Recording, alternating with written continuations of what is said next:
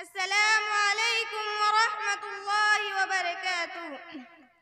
الحمد للہ وکفى وسلام علی عباده الذین اصطفى، اما بعد فقد قال النبی صلی اللہ علیہ وسلم: من تزوج امرأة لعزها لم يزد الله إلا ذلا، من تزوج ولمالها لم يزد الله إلا فقرا إلى آخره، أو كما قال عليه الصلاة والسلام۔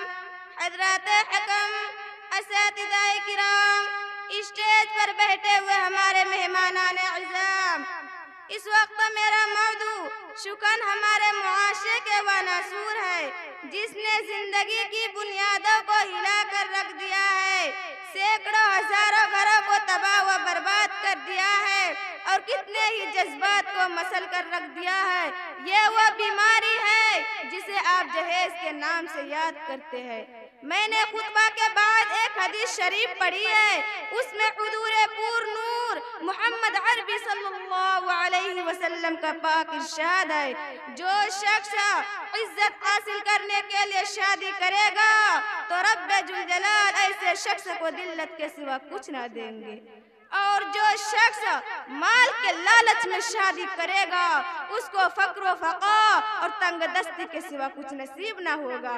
میری پیاری بہنوں، آج ہندوستان کے اندر اور خاص طور سے ہمارے معاشرے میں جہیز ایک ایسا ناسور بن گیا ہے جو ایٹمی ہتھیار سے زیادہ خطرناک اور مہلک ثابت ہوتا جا رہا ہے۔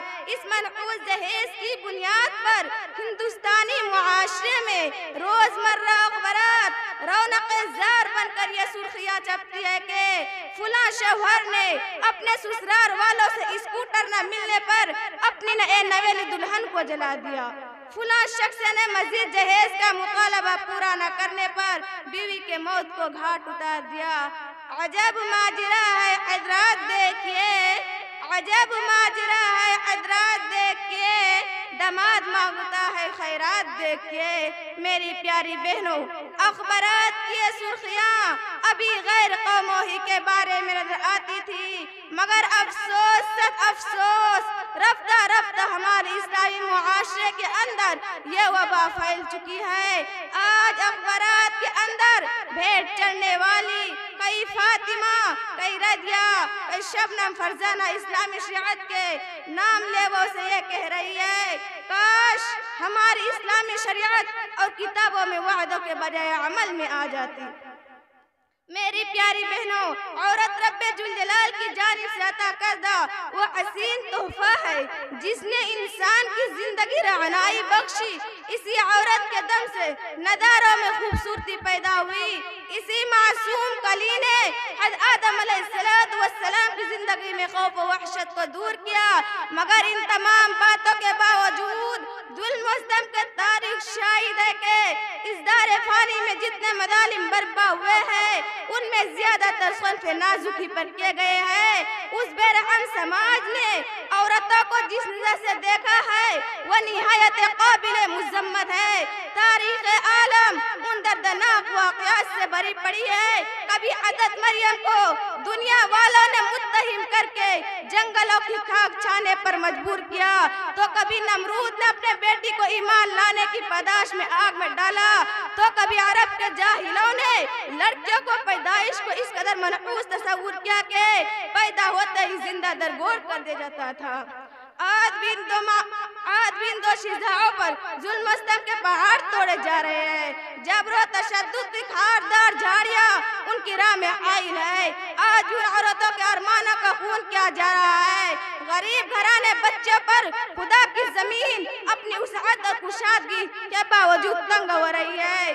ساری دنیا پر یہ بات روزے روشن کی طرح آیا ہے: جس گھر میں لڑکی کی جوانی کی دہلیز پر قدم رکھتی ہے اسی وقت سے والدین کی نیند حرام ہو جاتی ہے، زندگی کا ہر لمحہ سانپ بن کر ڈسنے لگتا ہے۔ ایک طرف لڑکی کی اٹھتی ہوئی جوانی ہوتی ہے تو دوسری طرف جنسی بیڑیوں کی اٹھتی ہوئی نگاہیں ہوتی ہے، تو تیسری طرف پڑوسیوں کے چاہ میں گوئیاں ہوتی ہے۔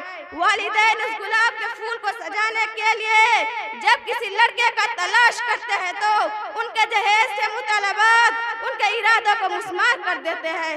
ارے جہیز کے ٹھیکیداروں، کان کھول کے سن لو، ذرا دیکھو سید الانبیاء، تاجدار بطحا، احمد مجتبی، محمد مصطفیٰ صلی اللہ علیہ وسلم کی پیاری اور لاڈلی بیٹی حضرت فاطمہ رضی اللہ عنہا کا عقد مسنون کس انداز سے ہوتا تھا۔ جسم پر جو چادر ہے اس میں 16 پیوند لگے ہوئے ہیں، اور بنت رسول ہونے کے باوجود پیادہ پر شیر خدا حیدر کرار رضی اللہ عنہ کے گھر کے جانب سے روانہ ہو رہی ہے، اور جہیز میں ایک بستر، ایک تکیہ، 2 مٹکے پر مشتمل مختصر سامان علی مرتضیٰ کو پیش کیا جا رہا ہے۔ آج ہم یہ کہتے ہیں ہمارا بیٹا ڈاکٹر ہے، ہمارا بیٹا انجینئر ہے، ہمارا بیٹا پائلٹ ہے، ہمارا بیٹا گریجویٹ ہے، ہمارا بیٹا ٹیلی فون آپریٹر ہے، ہمارا بیٹا سعودی عرب میں رہتا ہے، اسی لیے جہیز میں جہاز چاہیے۔ ارے اولاد پیدا کر کے جہیز کی تمنا کرنے والوں، کان کھول کے سن لو، ذرا دیکھو، اگر تمہارا بیٹا انجینئر ہے تو حضرت علی پیکر سیاست ہے، اگر تمہارا بیٹا ڈاکٹر ہے تو حضرت پیکر ولایت ہے۔ حضرات آئیے ہم سب مل کر اس بات کا عہد کریں کہ جہیز جیسی ملعون کو رسم کو مٹا کر دم لیں گے۔ یہ سنگ گرا جو آئل ہے رستے سے ہٹا کر دم لیں گے، یہ سنگ گرا جو آئل ہے رستے سے ہٹا کر دم لیں گے، ہم پھول بھی ہے تلوار بھی ہے باطل کو مٹا کر دم لیں گے۔ وآخر دعوانا ان الحمدللہ رب العالمین۔ السلام علیکم۔